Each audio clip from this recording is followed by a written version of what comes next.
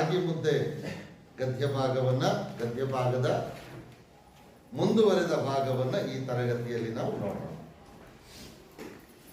ಈ ತರಗತಿಯಲ್ಲಿ ಕಳೆದ ತರಗತಿಯಲ್ಲಿ ನಿಲ್ಲಿಸಿಕೊಂಡಿದ್ದಂತಹ ಆ ಭಾಗದಿಂದ ಮುಂದಿನ ಭಾಗವನ್ನು ಇವತ್ತಿನ ತರಗತಿಯಲ್ಲಿ ನೋಡೋಣ.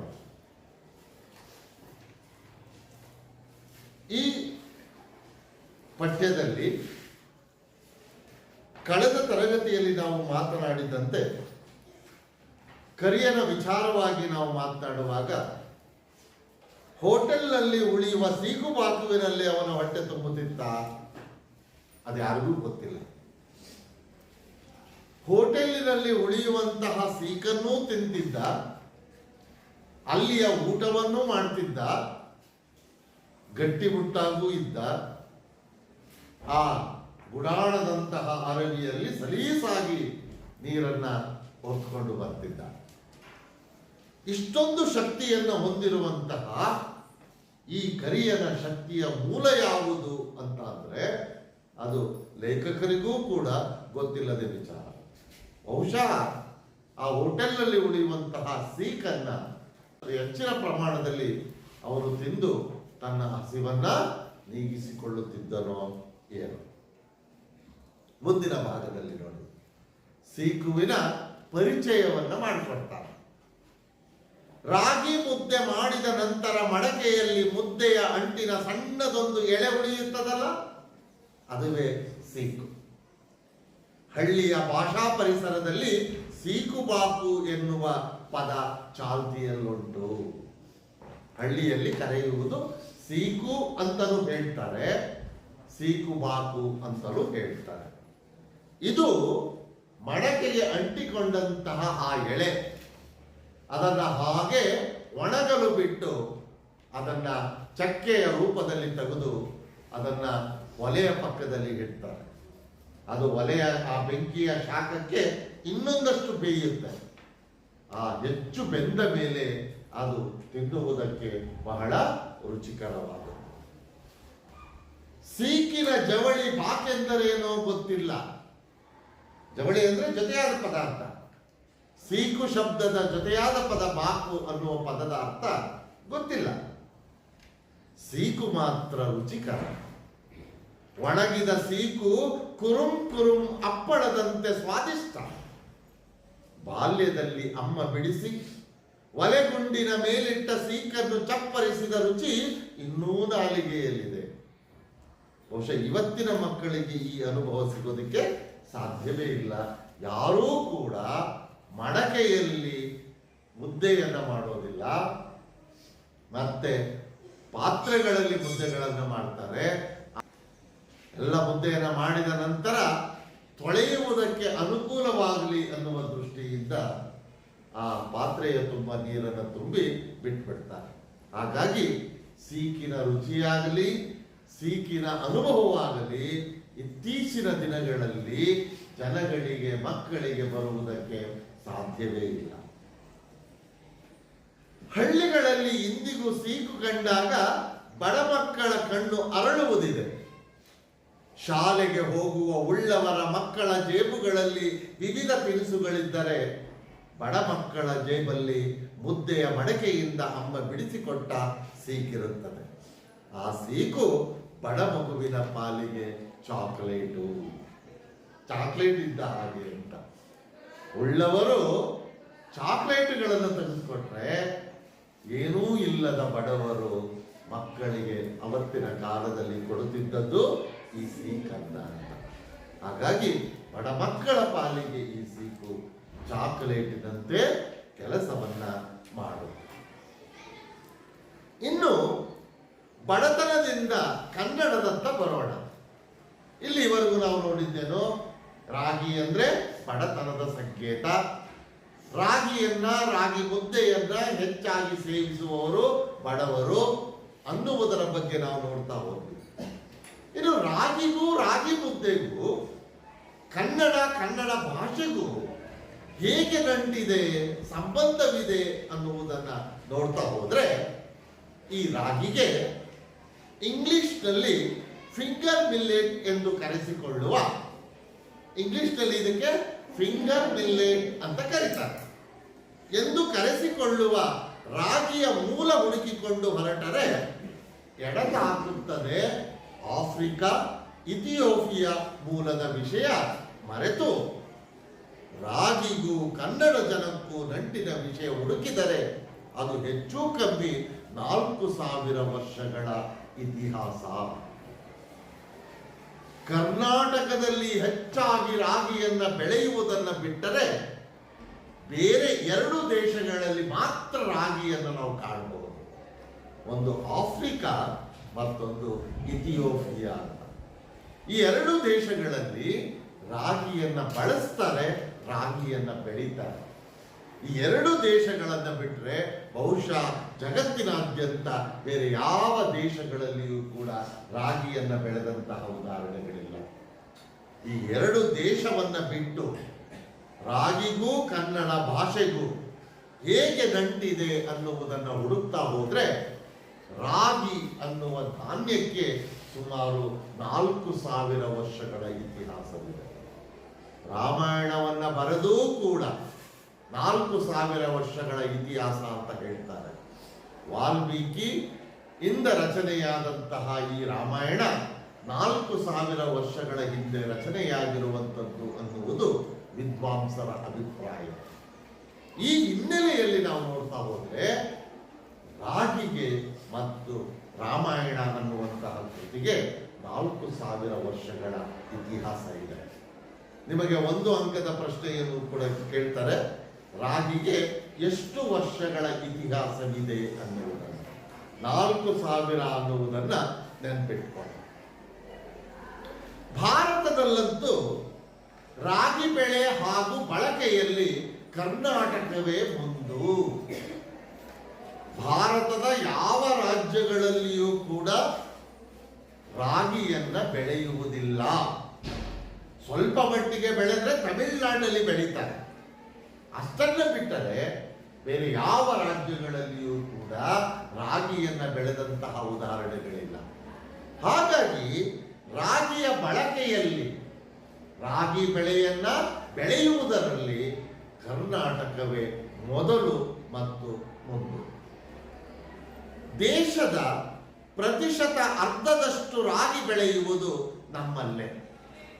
ಬೇರೆ ಬೇರೆ ಕಡೆಗೆ ಬೇಕಾಗುವ, ಇತ್ತೀಚಿನ ದಿನಗಳಲ್ಲಂತೂ ಬೇರೆ ಬೇರೆ ರಾಜ್ಯಗಳೂ ಕೂಡ ರಾಗಿ ಮುದ್ದೆಯನ್ನ ತಿನ್ನುವ, ಉಣ್ಣುವ ಒಂದು ಪರಿಚಯವನ್ನ ಮಾಡಿಕೊಂಡಿರೋದ್ರಿಂದ ನಮ್ಮ ರಾಜ್ಯದಿಂದ ರಾಗಿಯನ್ನ ರಫ್ತು ಮಾಡ್ತಾರೆ, ಕಳಿಸ್ಕೊಡ್ತಾರೆ. ಹಾಗಾಗಿ ಇಡೀ ದೇಶಕ್ಕೆ ಬೇಕಾಗಿರುವಂತಹ ರಾಗಿಯ ಅರ್ಧದಷ್ಟು ಬೆಳೆಯುವಂಥದ್ದು ನಮ್ಮ ಕರ್ನಾಟಕದಲ್ಲಿ.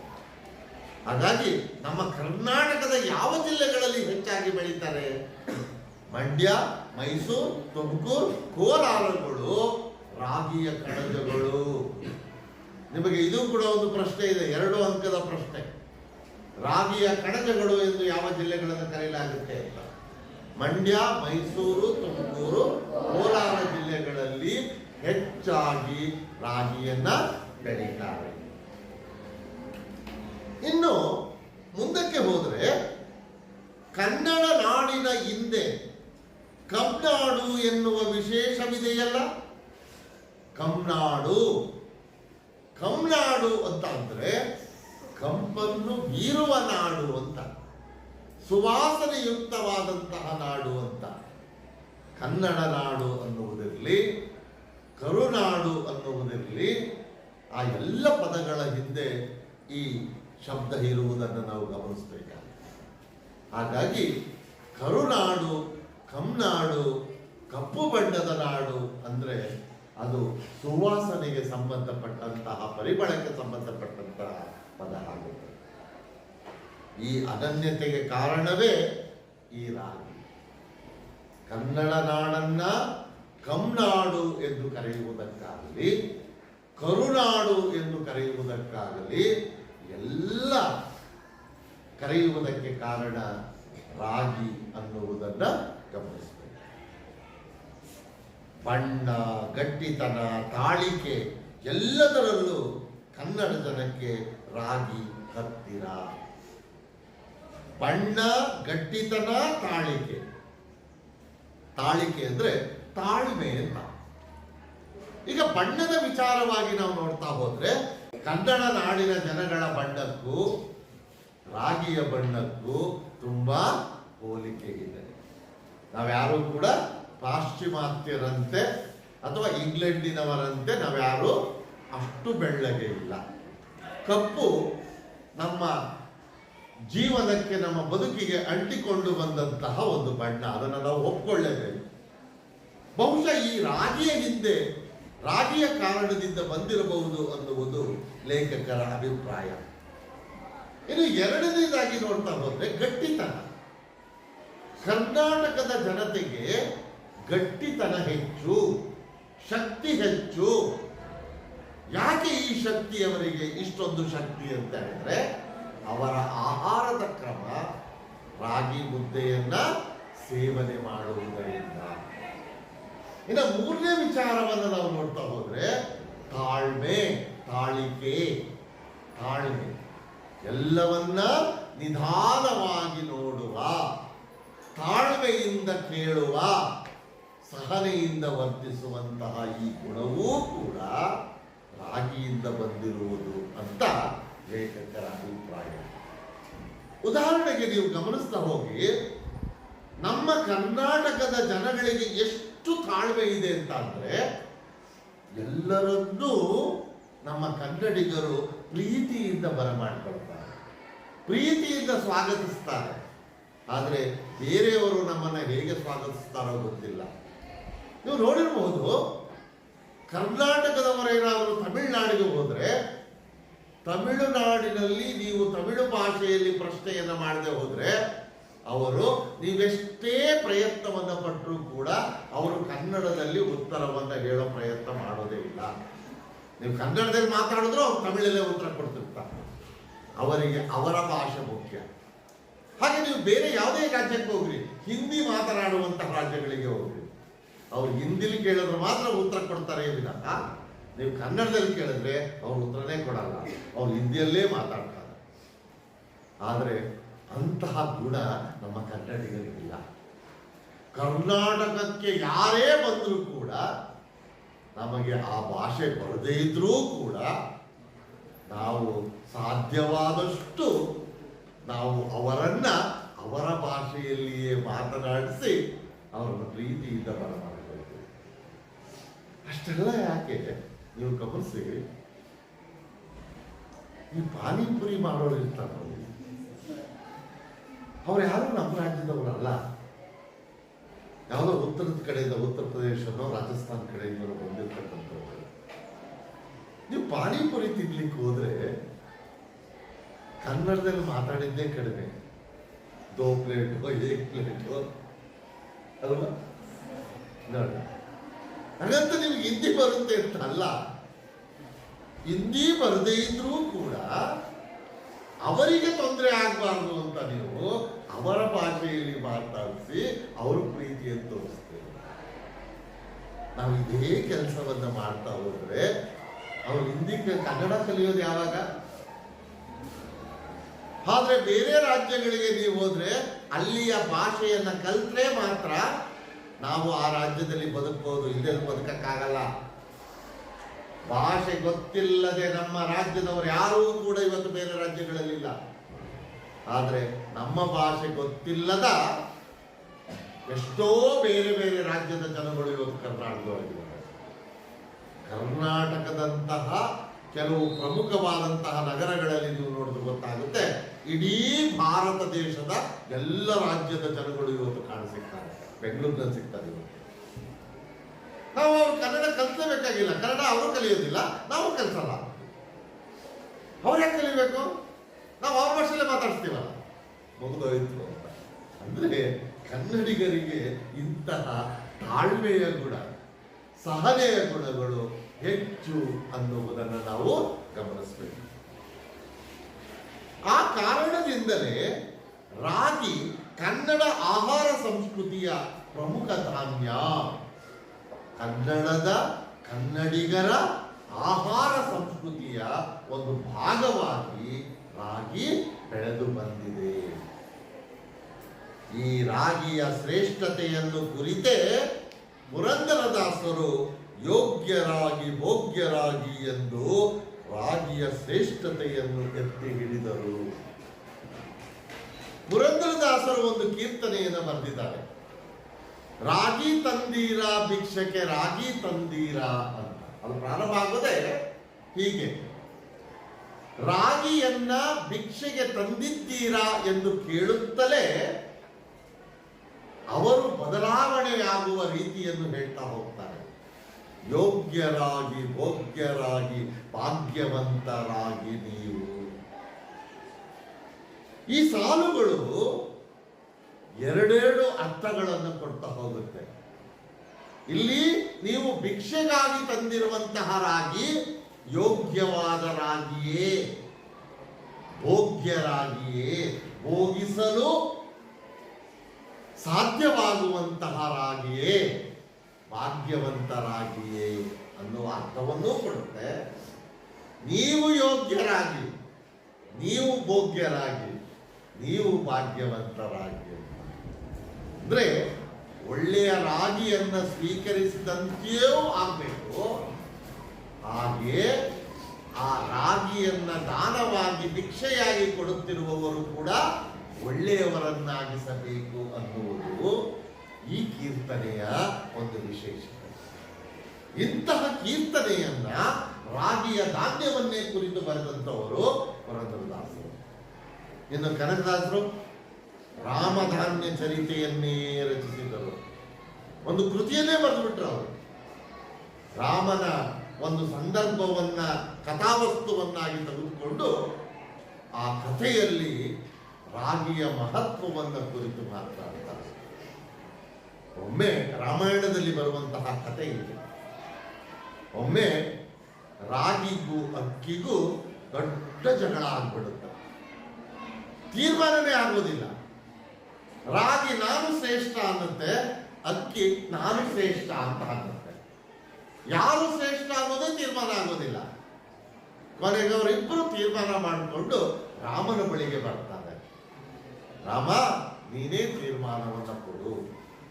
ನಮ್ಮಿಬ್ಬರಲ್ಲಿಯೂ ಇಂಥದ್ದೊಂದು ಜಗಳ ಶುರುವಾಗಿದೆ. ಅಕ್ಕಿ ನಾನು ಶ್ರೇಷ್ಠ ಅನ್ನುತ್ತೆ, ರಾಗಿ ನಾನು ಶ್ರೇಷ್ಠ ಅನ್ನುತ್ತೆ. ಈಗ ನೀನೇ ತೀರ್ಮಾನವನ್ನು ಕೊಡಬೇಕು ಅಂದಾಗ ರಾಮ, ಆಯ್ತು ನಾನು ತೀರ್ಮಾನ ಕೊಡ್ತೇನೆ, ಆದ್ರೆ ಈಗ ತೀರ್ಮಾನ ಕೊಡಕ್ಕಾಗಲ್ಲ, ಇನ್ನು 6 ತಿಂಗಳ ನಂತರ ಕೊಡ್ತೀನಿ ಅಂತ ರಾಗಿ ಮತ್ತು ಅಕ್ಕಿಯನ್ನ ತಗೊಂಡೋಗಿ ಸೆರೆಮನೆಗೆ ಹಾಕ್ಬಿಡ್ತಾರೆ. 6 ತಿಂಗಳ ನಂತರ ಇಬ್ಬರನ್ನು ಕರ್ಕೊಂಡು ಬನ್ನಿ ಅಂತ ಎರಡೂ ಬರ್ತವೆ. ಆದ್ರೆ ರಾಗಿ ತನ್ನ ಗುಣವನ್ನಾಗಲಿ ತನ್ನ ಶಕ್ತಿಯನ್ನಾಗಲಿ ಏನನ್ನೂ ಕಳ್ಕೊಂಡಿರೋದಿಲ್ಲ. ಹೋಗುವಾಗ ಹೇಗಿತ್ತೋ ಬರುವಾಗಲೂ ಹಾಗೆ ಇರ್ತದೆ. ಆದರೆ ಅಕ್ಕಿ ಮುಗ್ಗಿ ಹೋಗಿತ್ತು, ವಾಸನೆ ಬರ್ತಿರ್ತದೆ. ಆಗ ಅವೆರಡನ್ನೂ ನೋಡಿ ರಾಮ ಹೇಳಿದಂತೆ ರಾಗಿಯೇ ಶ್ರೇಷ್ಠವಾದ ಧಾನ್ಯ ಅಂತ. ರಾಘವ ಅನ್ನುವ ಹೆಸರು ರಾಮನಿಗೆ ಬಂದದ್ದು ಕೂಡ ಈ ಕಾರಣದಿಂದಲೇ ಅಂತ ಹೇಳ್ತಾರೆ. ಹಾಗಾಗಿ ರಾಮಾಯಣದಲ್ಲಿಯೇ ನಾವು ಇಂಥದ್ದೊಂದು ಪ್ರಸಂಗವನ್ನು ಕಾಣ್ತೇವೆ. ಇಂತಹ ಪ್ರಸಂಗವನ್ನೇ ಮುಖ್ಯ ವಸ್ತುವನ್ನಾಗಿಸಿಕೊಂಡು ಕನಕದಾಸರು ರಾಮಧಾನ್ಯ ಚರಿತೆ ಎನ್ನುವಂತಹ ಕೃತಿಯನ್ನ ಬರೆದಿದ್ದಾರೆ. ಇನ್ನು ನಮ್ಮ ಜನಪದರ ಪಾಲಿಗಂತೂ ರಾಗಿ ಹಾಗೂ ರಾಗಿ ಮುದ್ದೆ ಹೊರತುಪಡಿಸಿ ಬದುಕಾದರೂ ಎಲ್ಲಿದೆ? ಜನಪದರು ಅಂದ್ರೆ ಯಾರು? ನಮ್ಮ ಹಳ್ಳಿಗರು. ಹಳ್ಳಿಯ ಜನಕ್ಕೆ ರಾಗಿ ಧಾನ್ಯ ಮತ್ತು ರಾಗಿ ಮುದ್ದೆ ಇವೆರಡನ್ನ ಬಿಟ್ಟು ಬದುಕುವುದಕ್ಕೆ ಸಾಧ್ಯವಿಲ್ಲ. ಇದು ಹಳ್ಳಿಯ ಜನಗಳ ಒಂದು ಅವಿಭಾಜ್ಯ ಅಂಗ ಅಂತ. ಹಾಗಾಗಿ ಹಳ್ಳಿಯ ಜನ ರಾಗಿ ಮುದ್ದೆಯನ್ನ ತುಂಬಾ ಅವಲಂಬಿಸಿದ್ದಾರೆ. ಹಾಗಾಗಿ ಆ ಹಳ್ಳಿಯ ಜನ ಪ್ರತಿದಿನವೂ ಕೂಡ ದೇವರಲ್ಲಿ ಪ್ರಾರ್ಥನೆಯನ್ನ ಮಾಡಿಕೊಳ್ಳುತ್ತಿದ್ದಂತಹ ಒಂದು ವಿಚಾರ ಇತ್ತು. ಏನಂತ ಪ್ರಾರ್ಥನೆ ಮಾಡಿಕೊಳ್ತಿದ್ರು? ಮುದ್ದೆ ನಿದ್ದೆಗೆ ಕೊರೆ ಮಾಡದಿರು ಶಿವನೇ, ಮುದ್ದೆಗೂ ನಿದ್ದೆಗೂ ಕೊರೆ ಕೊರತೆ ಅಂತ. ಕೊರತೆಯನ್ನ ಮಾಡಬೇಡ ಶಿವನೇ. ಅದಕ್ಕಾಗಿಯೇ ಇದಕ್ಕೆ ಪೂರಕವಾಗಿಯೇ ಮತ್ತೊಂದು ಗಾದೆ ಉಟ್ಕೊಂಡಿದ್ದ ಆ ಕಾರಣಕ್ಕಾಗಿದೆ. ಹೊಟ್ಟುಂಬ ಮುದ್ದೆ, ಮುದ್ದೆಗೆ ನಿದ್ದೆಗೆ ಕೊರೆ ಮಾಡದಿರು. ಆ ದೇವರಲ್ಲಿ ಬೇಡಿಕೊಳ್ತಿದ್ರಂತೆ ಪ್ರತಿಯೊಬ್ಬರೂ ಕೂಡ. ಇನ್ನು ರಾಗಿಯನ್ನು ಹಿಟ್ಟು ಮಾಡುವ ಕಲ್ಲು ಕೂಡ ಅವರಿಗೆ ಪವಿತ್ರ, ದೇವರ ಸಮಾನ. ಇವತ್ತಿಗೂ ನಮ್ಮ ಹಳ್ಳಿಗಳ ಕಡೆ ಈ ರೀತಿಯ ಒಂದು ಸಂಪ್ರದಾಯ ಇರುವುದನ್ನು ಕಾಣಬಹುದು. ಇವತ್ತು ಏನು RCC ಬಿಲ್ಡಿಂಗ್ಗಳನ್ನು ಕಟ್ಟಿದ್ದೇವೆ, ಅಂತಹ ಕಟ್ಟಡಗಳಲ್ಲಿ ರಾಗಿ ಕಲ್ಲಿಲ್ಲ. ಹಳೇ ಮನೆಗಳಲ್ಲಿ ಇವತ್ತಿಗೂ ಕೂಡ ರಾಗಿ ಕಲ್ಲನ್ನು ಇಟ್ಕೊಂಡಿದ್ದಾರೆ ಎಷ್ಟೋ ಜನ. ಅದನ್ನು ರಾಗಿ ಬೀಸದೇ ಇರಬಹುದು, ಆದರೆ ರಾಗಿ ಕಲ್ಲನ್ನ ಈಗಲೂ ಕೂಡ ಇಟ್ಕೊಂಡಿದ್ದಾರೆ. ನೀವು ನೋಡಿರಬಹುದು, ಯಾರಾದರೂ ಆ ರಾಗಿ ಕಲ್ಲನ್ನು ತುಳಿದ್ರೆ ಹಳ್ಳಿಯ ಮನೆಯ ಹಿರಿಯರು ಬೈತಾರೆ, ಅದು ನಮಸ್ಕಾರ ಮಾಡ್ಕೋ ಅಂತ ಹೇಳ್ತಾರೆ. ಅಂದ್ರೆ ನಮ್ಮ ಜನಪದರ ಪಾಲಿಗೆ ಈ ರಾಗಿ ಕಲ್ಲು ದೇವರ ಸಮಾನ. ಅವತ್ತೆಲ್ಲ ಈಗಿನ ಹಾಗೆ ರಾಗಿಯನ್ನ ಬೀಸುವಂತಹ ಮಿಲ್ಗಳಿರಲಿಲ್ಲ. ಎಷ್ಟೇ ರಾಗಿ ಹಿಟ್ಟು ಬೇಕಾದರೂ ಅದನ್ನ ಆ ಮನೆಯ ಹೆಣ್ಣು ಮಗಳು ಅವರ ಮನೆಯಲ್ಲೇ ಬೀಸಬೇಕಾಗಿತ್ತು, ಆ ಹಿಟ್ಟನ್ನ ಮಾಡಿಕೊಳ್ಬೇಕಾಗಿತ್ತು. ಹಾಗಾಗಿ ಆ ಹಿಟ್ಟನ್ನು ಮಾಡುವಂತಹ ರಾಗಿ ಕಲ್ಲಿನಲ್ಲಿ ಬೀಸಿ ಹಿಟ್ಟನ್ನ ಮಾಡುವಂತಹ ಆ ಹೆಣ್ಣು ಮಗಳು ರಾಗಿ ಕಲ್ಲನ್ನ ಕುರಿತು ಹಾಡ್ತಿದ್ಲಂತೆ. ಹೇಗೆ ಹಾಡ್ತಿದ್ಲಂತೆ?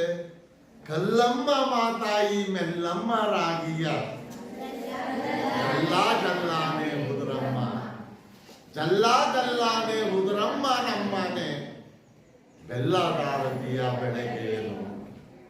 ನೋಡಿ ಎಂತ ಅದ್ಭುತವಾದ ಹಾಡು ಅಂತ. ಇದನ್ನ ರಾಗವಾಗಿ ಆಡ್ಬೋದು, ಬಹಳ ಚೆನ್ನಾಗಿರುತ್ತೆ. ಯಾರಿಗಾದ್ರೂ ಬರುತ್ತಾ? ಹಾಡಿರೋಣ. ಕಲ್ಲಮ್ಮ ಮಾತಾಯಿ ಮೆಲ್ಲಮ್ಮ ರಾಗಿಯ ಜಲ್ಲ ಜಲ್ಲಾನೇ ಉದುರಮ್ಮ, ಜಲ್ಲ ಜಲ್ಲಾನೇ ಉದುರಮ್ಮ ನಮ್ಮನೆ ಎಲ್ಲದಾರತಿಯ ಬೆಳಗೇನು. ಇದು ನಮ್ಮ ಜನಪದರ ಬದುಕು ಅಂತ. ಜನಪದರು ಆ ರಾಗಿ ಕಲ್ಲನ್ನ ಕುರಿತು ಈ ರೀತಿಯಲ್ಲಿ ಪ್ರಾರ್ಥನೆಯನ್ನು ಮಾಡಿಕೊಳ್ತಿದ್ರಂತೆ. ಹಾಗಾಗಿ ರಾಗಿ ಕಲ್ಲು ಆಕೆಯ ಪಾಲಿಗೆ ದೈವವಷ್ಟೇ ಅಲ್ಲ, ಸಂಕಟವನ್ನು ಹಂಚಿಕೊಳ್ಳುವ ಗೆಳತಿಯೂ ಹೌದು. ಎಷ್ಟೋ ಹೆಣ್ಣು ಮಕ್ಕಳು ಆ ರಾಗಿ ಕಲ್ಲಿನ ಮುಂದೆ ಕುಳಿತುಕೊಂಡು ರಾಗಿ ಬೀಸುವಾಗ ತನ್ನೆಲ್ಲ ಕಷ್ಟಗಳನ್ನ ಆ ರಾಗಿ ಕಲ್ಲು ಮುಂದೆ ಹೇಳ್ಕೊಳ್ತಿದ್ರು. ಇವತ್ತಿಗೂ ಹೆಣ್ಮಕ್ಳು ಕಷ್ಟಗಳನ್ನು ಹೇಳ್ಕೊಳ್ತಾರೆ, ಆದ್ರೆ ರಾಗಿ ಕಲ್ಲು ಮುಂದೆ ಹೇಳ್ಕೊಳ್ಳಲ್ಲ. ಮನೆಯ ಅಡಿಗೆ ಮನೆಯೊಳಗಿರುವ ಪಾತ್ರೆಗಳ ಮುಂದೆ ಹೇಳ್ಕೊಳ್ತಾರೆ ಅಲ್ವಾ? ಗೊತ್ತಾಗುತ್ತೆ. ಆ ಪಾತ್ರೆಗಳು ಯಾವಾಗ ಶಬ್ದವನ್ನು ಮಾಡೋದಕ್ಕೆ ಶುರು ಮಾಡ್ತಾವೋ ಆ ಮನೆ ಹೆಣ್ಮಗಳು ಪಾತ್ರೆಗಳ ಜೊತೆ ಮಾತಾಡ್ತಿದ್ದಾಳೆ ಅನ್ನೋದು ಚೆನ್ನಾಗಿ ಅರ್ಥ ಆಗುತ್ತೆ.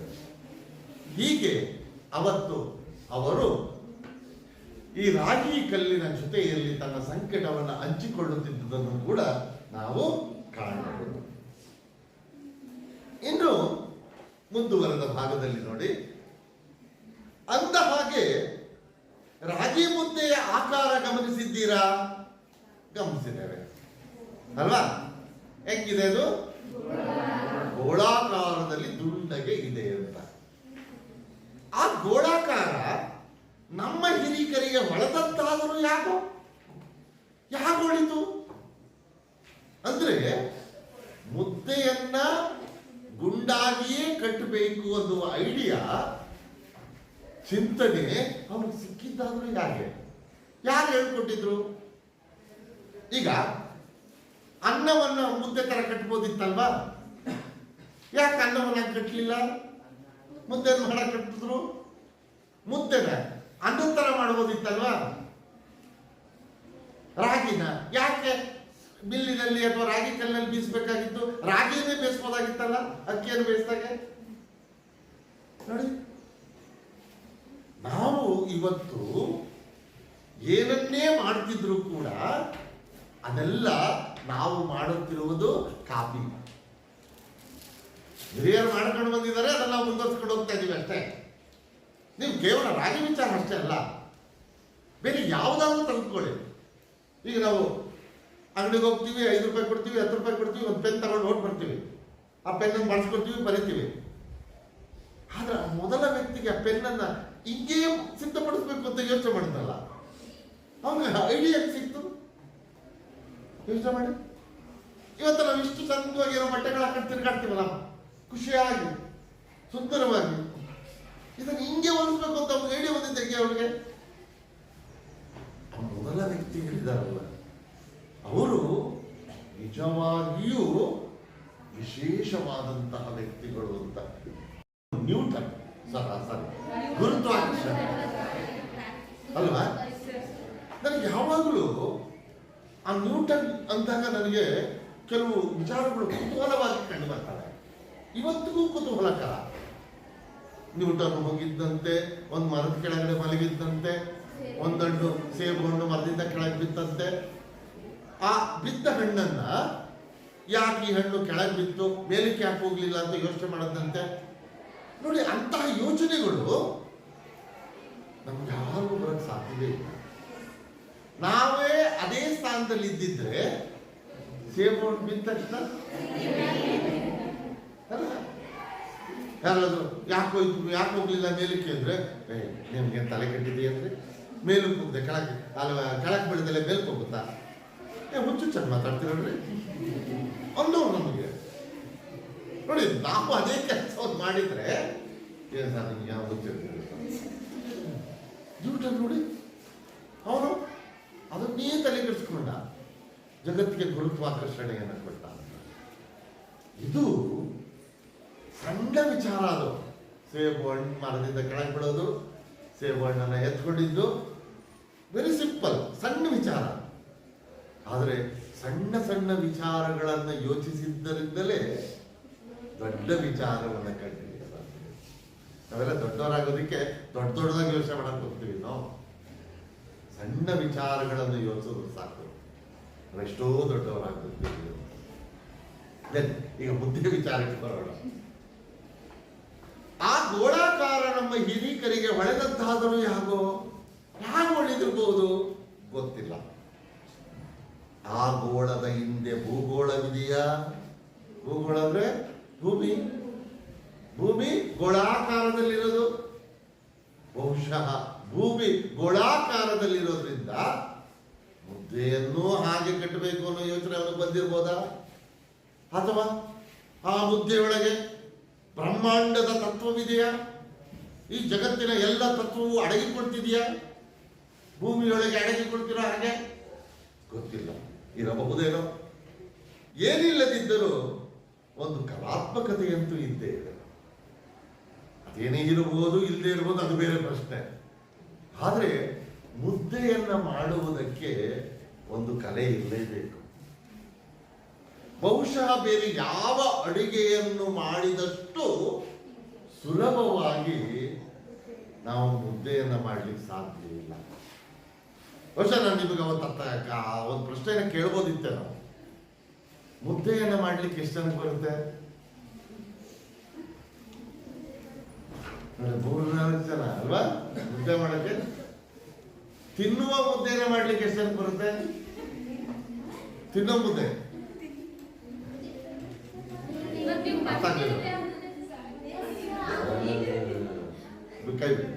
ಹೇಳ್ತೀನಿ. ಮುದ್ದೆ ಮಾಡ್ಲಿಕ್ಕೆ ಅಂದಿದ್ದು ಒಂದು ಪ್ರಶ್ನೆ, ತಿನ್ನೋ ಮುದ್ದೆ ಅಂದಿದ್ದು 2ನೇ ಪ್ರಶ್ನೆ ಅಲ್ವಾ? ನಿಮಗೆ ಡೌಟು, ಹಂಗಾರೆ ಆ ಮುದ್ದೆ ಯಾವುದು, ಈ ಮುದ್ದೆ ಯಾವುದು ಅಂತ.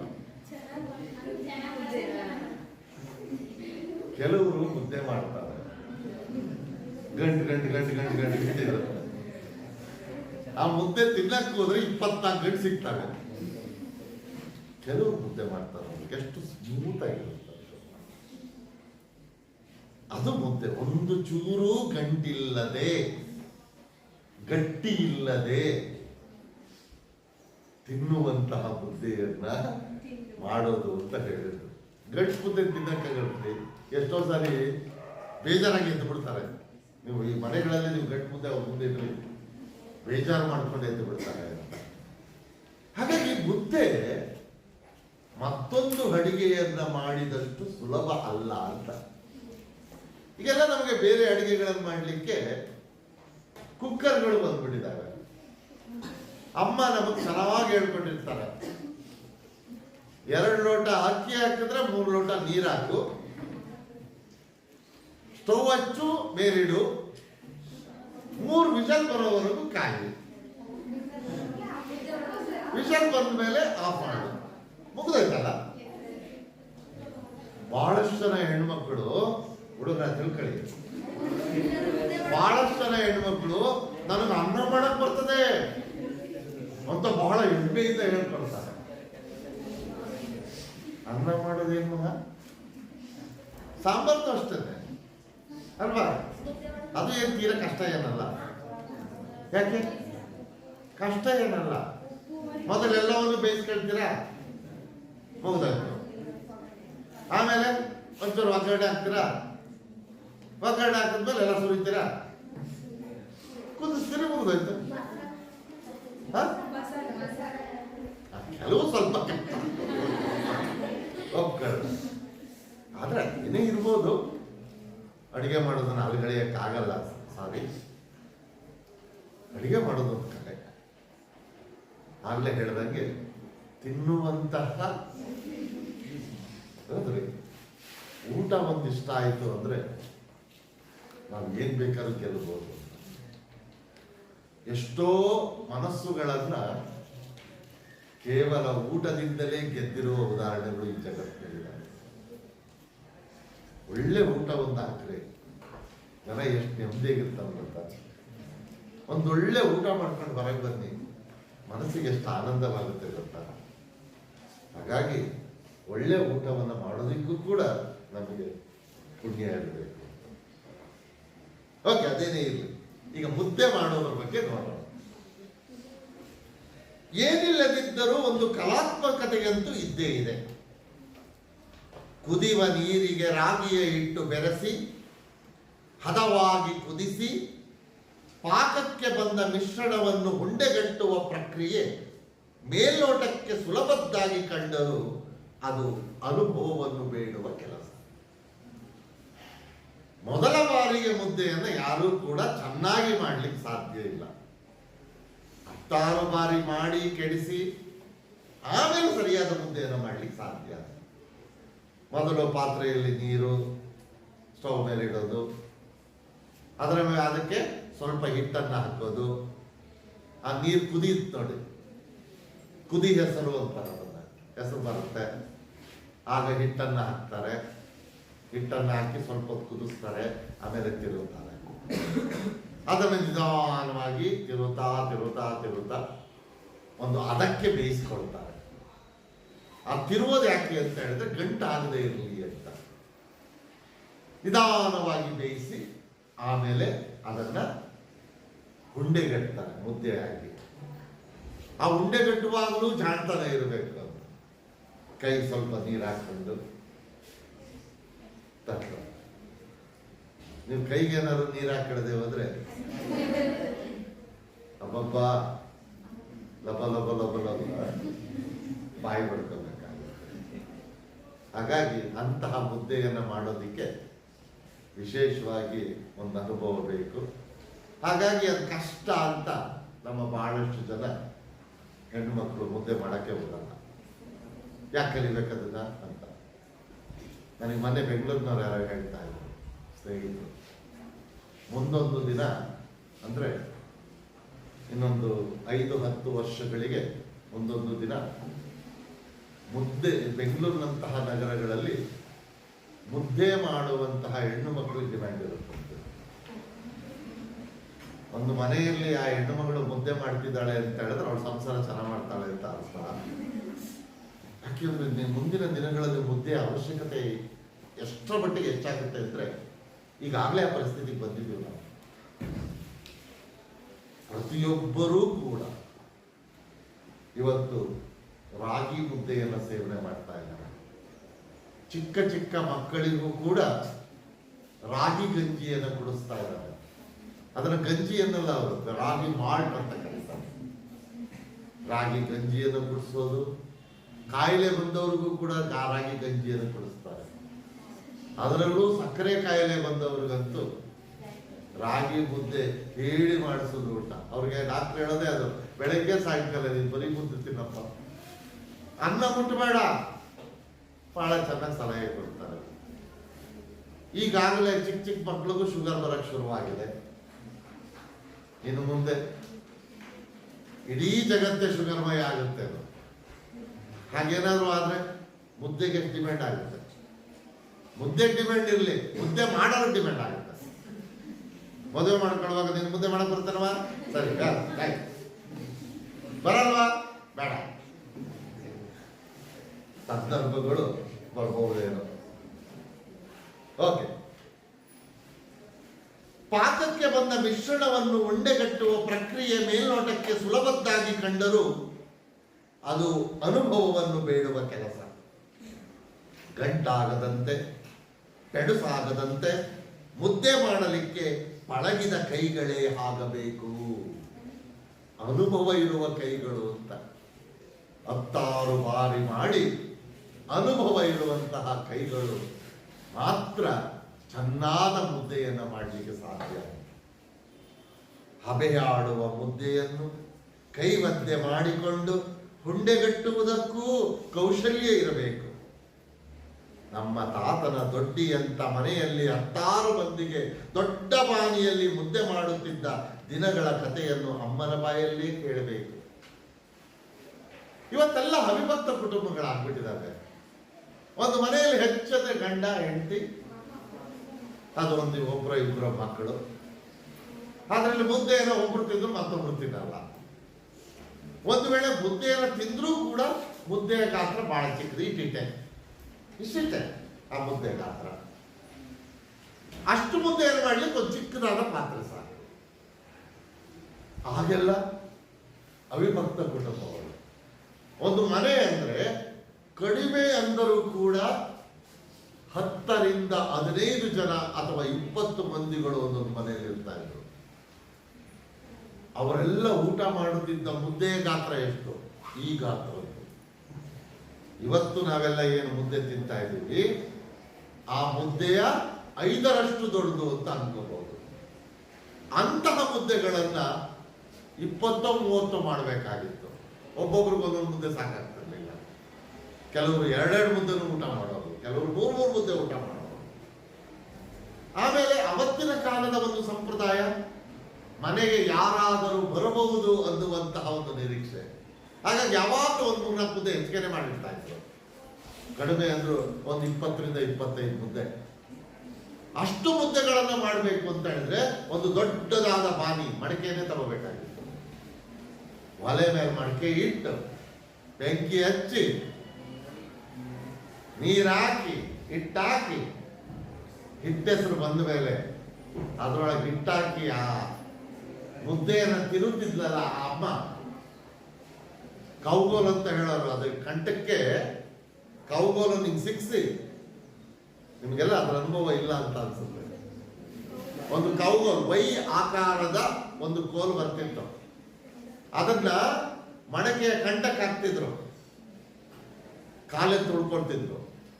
ಕಾಲೆನ್ ಇಟ್ಕೊಂಡು ಬಿಗ್ಗಿಯಾಗಿ ಮಡಕೆ ಅಲ್ಲಾಡ್ದೇನೆ ಅಂತ ಕಾಲೆನ್ ತುಳ್ಕೊಂಡು 2 ಮುದ್ದೆ ಕೋಲುಗಳನ್ನು ತಗೊಂಡು ಇಂಟು ಆಕಾರದಲ್ಲಿ ಹಾಕಿ 2 ಕೋಲುಗಳನ್ನು ಹೇಗೆ ತಿರುಗುತ್ತಿದ್ದು ಅಂದ್ರೆ, ಆ ಮುದ್ದೆ ತಿರುವ ಅಷ್ಟೊತ್ತಿಗೆ ಹಳ್ಳಿ ಕಡೆ ಹೇಳ್ತಾರೆ ನೋಡಿ ಒಂದು ಮಾತು, ಸೊಂಟ ಬಿದ್ದೋಯ್ತು ನಂದು ಅಂತ.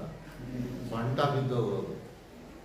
ಅಷ್ಟರ ಮಟ್ಟಿಗೆ ಆ ಹೆಣ್ಣು ಆ ಹಿಟ್ಟನ್ನ ಮುದ್ದೆಯನ್ನ ತಿರುಗಬೇಕಾಗಿತ್ತು, ಕಷ್ಟಪಡಬೇಕಾಗಿತ್ತು. ಆ ಮುದ್ದೆ ತಿರುವಾಗಲೂ ಕೂಡ ಒಂದು ಬ್ಯಾಲೆನ್ಸ್ ಮಾಡಬೇಕಾಗಿತ್ತು. ಏನಾದ್ರೂ ಅಪ್ಪಿ ತಪ್ಪಿ ಸ್ವಲ್ಪ ಮಾಡಿದ್ರೆ ಮಡಕೆ ಒಡೆದೋಗ್ಬಿಡ್ತಿತ್ತು. ಒಡೆದೋಗಿ ಇಡೀ ಇಟ್ಟು ಒಲೆ ಪಾಲಾಗ್ಬಿಡ್ತಿತ್ತು.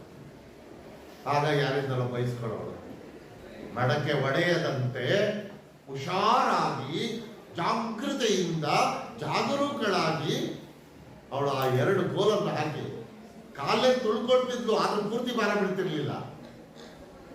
ಪೂರ್ತಿ ಭಾರ ಬಿಟ್ಕೊಂಡು ತಿರುಗೋದು ಬೇರೆ, ಅರ್ಧ ಭಾರ ಕೌಗೋಲ್ ಮೇಲೆ ಬಿಟ್ಟು ಮುದ್ದೆ ತಿರುವುದಿದೆಯಲ್ಲ, ಅದು ಕಷ್ಟದ ಕೆಲಸ. ಹೀಗೆ ಆ ಹೆಣ್ಣು ಮಗಳು ಹಳ್ಳಿಯಲ್ಲಿ ಮುದ್ದೆ ತಿರುಗುತ್ತಿದ್ದುದನ್ನು ನಾವು ಗಮನಿಸಬಹುದು. ದೇಹದ ಶಕ್ತಿಯಷ್ಟನ್ನು ಕ್ರೋಢೀಕರಿಸಿ ದೊಡ್ಡದೊಂದು ಕಟ್ಟಿಗೆಯಲ್ಲಿ ಮುದ್ದೆಯ ಹೆಸರನ್ನು ತೊಳಸುವುದು ಬಲು ಕಷ್ಟದ ಕೆಲಸ. ತೊಳಸುವುದು ಅಂದ್ರೆ ತಿರುವುದು ಅಂತ. ತಿರುವುದು ತುಂಬಾ ಕಷ್ಟದ ಕೆಲಸವೇ. ಯಾಕೆಂದ್ರೆ ನಾನು ಆಗಲೇ ಕೌಗೋಲು ಅಂತ ಹೇಳ್ತಾರೆ, ಕೌಗೋಲನ್ನ ಕಾಲಲ್ಲಿ ತುಳ್ಕೊಳ್ತಾ ಇದ್ರು. ಕಾಲಲ್ಲಿ ತುಳ್ಕೊಂಡ್ರು ಕೂಡ ತುಂಬಾ ಭಾರ ಬಿಡ್ತಿರ್ಲಿಲ್ಲ, ಭಾರಕ್ಕೆ ಮಡಕೆ ಹೊಡೆದೋಗ್ಬಿಡೋದು. ಸ್ವಲ್ಪ ಬ್ಯಾಲೆನ್ಸ್, ಸ್ವಲ್ಪ ಭಾರ ಬಿಟ್ಕೊಂಡು ಆ ಮಡಕೆ ಬಿಗಿಯಾಗಿ ಇಟ್ಕೊಂಡು ಎರಡು ಕೋಲಲ್ಲಿ ತಿರುವುದು, ಏನಾದ್ರು ಸ್ವಲ್ಪ ಯಾವಂದ್ರೆ ಮಡಕೆ ಹೊಡೆದೋಗ್ಬಿಡೋದು. ಬಲು ಕಷ್ಟದ ಕೆಲಸ. ಕೆಲವೊಮ್ಮೆ ಕೈಯ ಶಕ್ತಿ ಹೆಚ್ಚಾಗಿಯೋ ಅಥವಾ ಮಡಕೆ ಅಳತಾಗಿಯೋ ಕೋಲು ಬಾನಿಯ ತಳ ಛೇದಿಸಿ ಹೆಸರೆಲ್ಲ ಒಲೆಯ ಪಾಲಾಗಿ ಬಿಡುವುದು. ಆಗ ಹಿಟ್ಟಿನ ಕೋಲಲ್ಲೇ ಮಗಳ ಅಟ್ಟಾಡಿಸುವ ಅಜ್ಜಿ ಸಿಟ್ಟು ಕೇವಲ ಬರಿಯ ನೆನಪುಗಳಲ್ಲ, ಸಂದು ಹೋದ ಜೀವನ ಶೈಲಿಯೊಂದರ ನೆನಪು ಅಂತ. ಜೀವನ ಶೈಲಿಯೊಂದರ ಮೆಲುಕದು, ಸಂದು ಹೋದ ಕಳೆದು ಹೋದಂತಹ. ಇವತ್ತೆಲ್ಲ ಇಲ್ಲ ಬಿಡಿ, ಯಾಕೆಂದ್ರೆ ನಾವು ತಗೊಂಡು ಮಾಡೋದೇ ಅಲ್ಯೂಮಿನಿಯಮೋ ಸ್ಟೀಲ್ ಪಾತ್ರೆ, ಹೊಡೆಯೋ ಪ್ರಶ್ನೆನೇ ಇಲ್ಲ.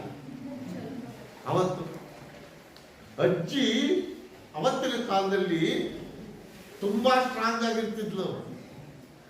ಸಣ್ಣ ತಪ್ಪು ಮಾಡಿದ್ರೆ ಸಾಕು ಮೊದಲು ಒದೆಗೆ ಬರ್ತಿದ್ಲೆ ಅವಳು. ಏನಾದ್ರೂ ಸೊಸೆ, ಅದರಲ್ಲೂ ಹೊಸದಾಗೋದು ಸೊಸೆ, ಇಂಥ ತಪ್ಪು ಮಾಡಿಬಿಟ್ರೆ ಮೂತಿಗೆಲ್ಲ ತಿವಿದು ಆ ಮುದ್ದೆ ಕೋಲಲ್ಲೇ ಹೊಡೆದು 4 ಮಾತುಗಳನ್ನು ಹೇಳಿ ಬುದ್ಧಿ ಕಲಿಸೋಳು. ಆದ್ರೆ ಇವತ್ತಿನ ಅಜ್ಜಿಯರ ಪಾಪ ಯಾರು ಮಾತಾಡಲ್ಲ, ಮೂಲೆಗೆ ಮನೆಗೆ ಹೋದ ತಕ್ಷಣ ಸೊಸೆದಿರೇ ಸ್ಟ್ರಾಂಗ್ ಆಗ್ಬಿಡ್ತಾರೆ. ಏನು ಮಾಡಕ್ಕಾಗಲ್ಲ. ಇನ್ನು ನಾಜೂಕು ಮಂದಿಗೆ ಬಾಳೆಹಣ್ಣಿನಂತಹ ಮೆತ್ತನೆ ಮುದ್ದೆ ಬೇಕು. ನಾಜೂಕು ಮಂದಿ ಅಂದ್ರೆ ಯಾರು? ಪಟ್ಟಣಿಗರು. ಒಂಥರ ನಾಜೂಕ್ ಮಾಡ್ತಾರೆ ನೋಡಿ, ವಯ್ಯಾರ ಮಾಡ್ತಾರೆ ನೋಡಿ. ಇಲ್ಲಪ್ಪ ನಾನು ಹೋಗ್ತಿದ್ದಲ್ಲಪ್ಪ ನನಗೆ ತರ ವಯ್ಯಾರ ಮಾಡ್ತಾರೆ ನೋಡಿ ಊಟದ ವಿಚಾರದಲ್ಲಿ. ಅಂತಹ ನಾಜೂಕು ಮಂದಿಗೆ ಮೆತ್ತನೆಯ ಮುದ್ದೆ ಬೇಕು. ಆದ್ರೆ ದುಡಿಯುವ ಜನಕ್ಕೆ ಮಾತ್ರ ಗೋಡೆಗೆ ಸದರೆ ಪುಟಿಯುವ ಚೆಟ್ಟಿನಂತ ಗಟ್ಟಿ ಮುದ್ದೆಯೇ ಇರಬೇಕು. ದುಡಿಯೋ ಜನಕ್ಕೆ ಗಟ್ಟಿಯಾದಂತಹ ಮುದ್ದೆ ಬೇಕು. ರಾಗಿಯಲ್ಲಿನ ಕಾರ್ಬೋಹೈಡ್ರೇಟ್ ಎಂಬ ಅಂಶ ಸ್ವಲ್ಪ ಸ್ವಲ್ಪವೇ ಬಿಡುಗಡೆಯಾಗುವುದರಿಂದ ಮುದ್ದೆ ಜೀರ್ಣವಾಗಲು ಹೆಚ್ಚು ಸಮಯ ತೆಗೆದುಕೊಳ್ಳುತ್ತದೆ. ಈ ಕಾರಣಕ್ಕೂ ಏನೋ ಶ್ರಮಿಕರಿಗೆ ರಾಗಿ ಮುದ್ದೆಯ ಊಟವೇ ಅಚ್ಚುಮೆಚ್ಚು. ರಾಗಿ ಮುದ್ದೆ ಬೇಗ ಕರಗುವುದಿಲ್ಲ, ನಿಧಾನವಾಗಿ ಕರಗುತ್ತೆ. ಯಾಕೆಂದ್ರೆ ಅದರಲ್ಲಿ ಕಾರ್ಬೋಹೈಡ್ರೇಟ್ ಎಂಬ ಅಂಶ ಇರುತ್ತೆ. ಹಾಗಾಗಿ ದುಡಿಯುವ ಜನಗಳಿಗೆ ಈ ರಾಗಿ ಮುದ್ದೆ ಅಂದ್ರೆ ತುಂಬಾ ಪ್ರಿಯವಾದಂತಹ, ಇಷ್ಟವಾದಂತಹ ಒಂದು ಆಹಾರ. ಅಲ್ಲಿಗೆ ನಿಲ್ಲಿಸ್ತಾರೆ.